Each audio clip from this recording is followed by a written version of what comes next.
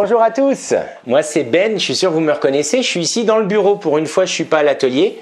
J'ai 3 ballons dans mes mains, 6 panneaux, collector.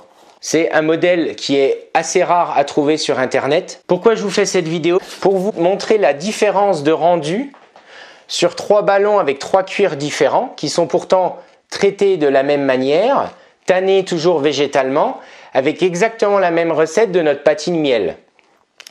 Pourquoi je vous montre ces 3 ballons?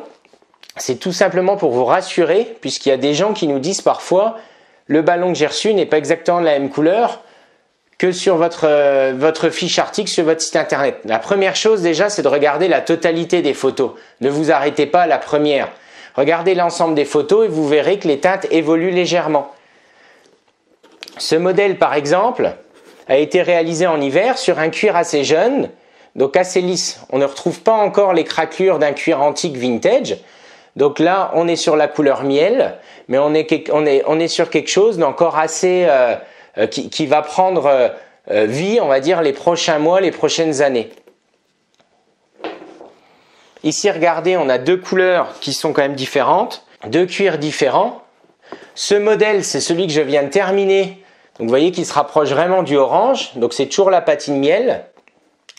On a un cuir par contre qui est un petit peu plus vieux, qui a été tanné il y a plus longtemps, mais la patine quant à elle est un peu plus flashy. Celui-ci va se ternir un petit peu avec le temps, surtout en hiver. Là on a le même ballon avec un cuir un petit peu plus récent, mais patiné en hiver. Avec la fraîcheur, les patines n'évoluent pas de la même manière qu'en plein soleil ou en été. Donc vous voyez, encore une fois, globalement, ce sont vraiment les mêmes.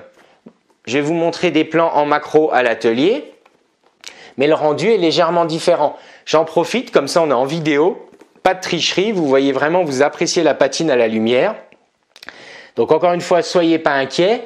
Le meilleur conseil que je puisse vous donner, c'est d'acheter la patine en complément, la patine Ben & Flow présente sur notre site.